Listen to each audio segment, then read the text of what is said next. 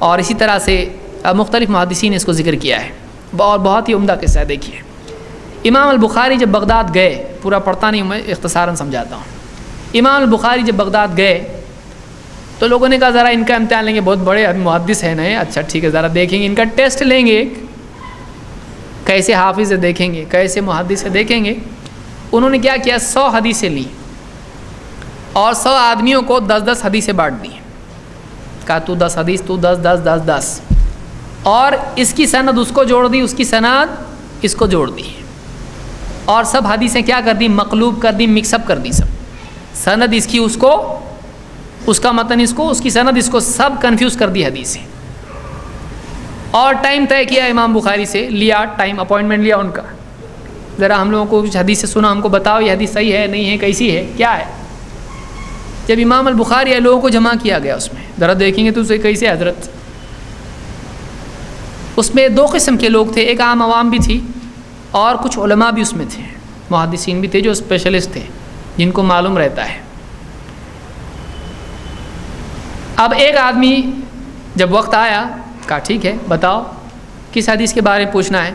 پہلے آدمی نے بتائی یہ حدیث، حدثنا فلان کذا و کذا کذا، پوری حدیث 1 2 3 4، ہر حدیث پر امام بخاری کہتے تھے لا اعرفہ لا اعرفہ لا اعرفہ،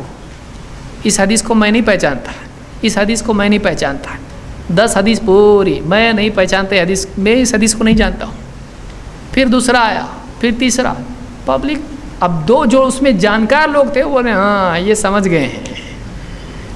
لیکن جو پبلک جو بھیڑ تھی وہ کیا بولے گی، کہ محدث ہے اتنے اچھے ہمارے لوگ بتا رہے ہر حدیث، بولے نہیں پہچانتا، کیا پہچانتے پھر۔ تو جو عام عوام تھی جس کو کچھ بھی نہیں سمجھتا ہے، انہوں نے کیا کہنا شروع کیا، نہیں آتا کچھ بھی، ان کو نام سنے کچھ اور ہے کچھ، ایک بھی حدیث معلوم نہیں، 100 حدیث میں سے ایک بھی معلوم نہیں، یہ کیسا عالم ہے۔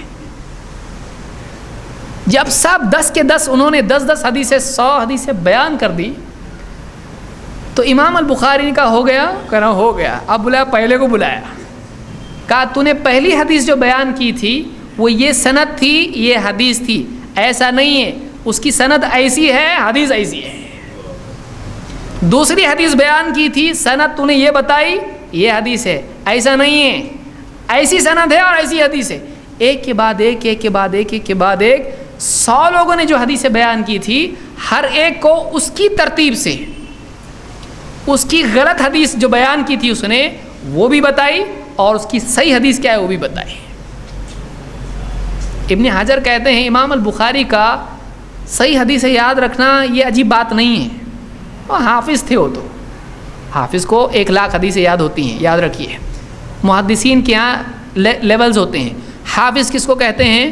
جس کو کم سے کم 1,00,000 حدیثیں سند اور متن کے ساتھ یاد ہو، تو کہتے ہیں یہ ہوتا حافظ تھے، ان کو یاد رہنا کوئی بڑی بات نہیں ہے۔ عجیب بات یہ ہے کہ صرف ایک مرتبہ انہوں نے وہ حدیث غلط سنی اور اس کو یاد رکھا، اس کی ترتیب سے یاد رکھا، ہر آدمی کو یاد رکھا کہ اس نے کون سی حدیث بتائی ہے اور اس کی ترتیب پہ اس کو یہ بولتے، یہ عجیب بات ہے۔ کیا لیول ہوگا آپ سوچیے امام البخاری کا، اور کیسے بدتمیز لوگ ہیں وہ جو بولتے امام بخاری کو بخار آ گیا تھا، جو امام بخاری کی شان میں گستاخی کرتے ہیں۔ تو یہ حدیث کے لیے اپنے، جب کوئی آدمی، جب تک کسی بھی علم کے لیے کوئی آدمی اپنا پورا نہیں دیتا، وہ علم اس کا تھوڑا نہیں دیتا ہے، سمجھ میں آیا نا؟ اپنے آپ کو پورا دینا پڑتا اس کو، تب جا کے معلوم پڑتا اچھا کیا ہے۔ تو یہ امام البخاری ہیں۔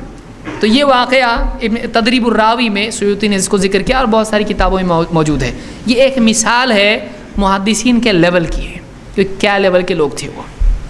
اور جب آدمی واقعی حدیث کی کتابیں پڑھتا ہے، تخریج وغیرہ کی کتابیں پڑھتا ہے، جب کمپیوٹر نہیں تھا، آج سے 1000 اور 700-800 سال پہلے جو انہوں نے لکھا ہے وہ کیسا لکھا ہے سمجھ میں نہیں آتا، کیسا وہ لوگوں کو یاد رہتا تھا۔